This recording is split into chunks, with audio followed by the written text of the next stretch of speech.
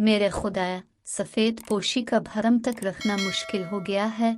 नूर अहमद पैंचू से घसी और फटी हुई अपनी इकलौती पतलून की तरफ देखते हुए अपने आप से कह रहा था। वो पतलून को अपनी माँ की तरफ अलिफा चलती हुए बोला, उम्मी, आप ही इसे ठीक कर सकती है।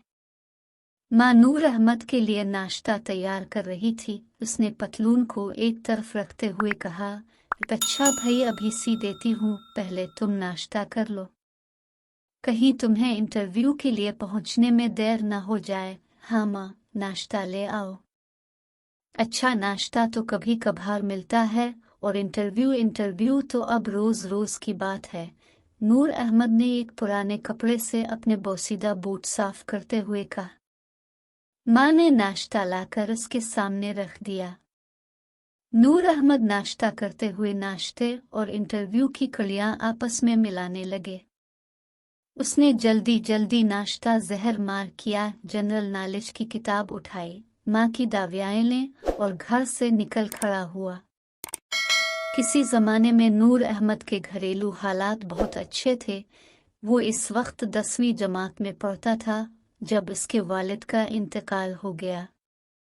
बाप की वफ़ात के बाद नूर अहमद की घरेलू हालत रोज़ बरोज़ अबतर होती गई और ज़िंदगी बड़ी ही तंगदस्ती में गुजरने लगी। उन हालात में नूर अहमद की माँ ने एक सिलाई मशीन ख़रीद ली और महल्ले भर के कपड़े सीने लगी। वो बड़ी जिंदा दिल औरत थी। उसने इस कमरतोड़ गुर्बत में भी हिम्मत न हारी और औरत होने के बावजूद हर मुश्किल का मर्दाना वार मुकाबला किया।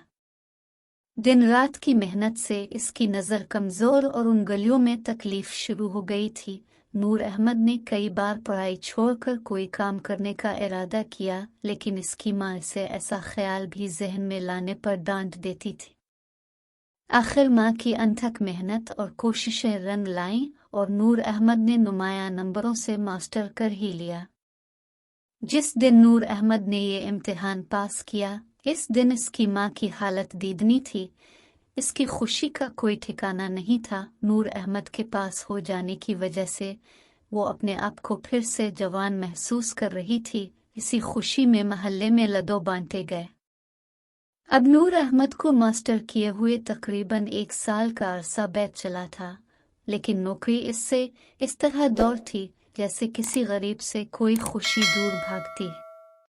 नूर अहमद ने बहुत सी जगहों पर बड़े अच्छे और कामयाब इंटरव्यू दिए थे, लेकिन नौकरी का तकर्रुरनामा आने की नौबत कहीं से ना आई थी। वो तकर्रुरनामा ना आने की वजह खूब अच्छी तरह समझता था, क्योंकि इसके पास कोई सिफारिश नहीं थी, रिश्वत देने के लिए पैसे नहीं थे, और सबसे बड़ी बात यह थी वो किसी बड़े साहिब के खानसामा या ड्राइवर का नज़दीकी रिश्तेदार भी नहीं था, और ऐसे में तकर्रुरनामा की उम्मीद रखना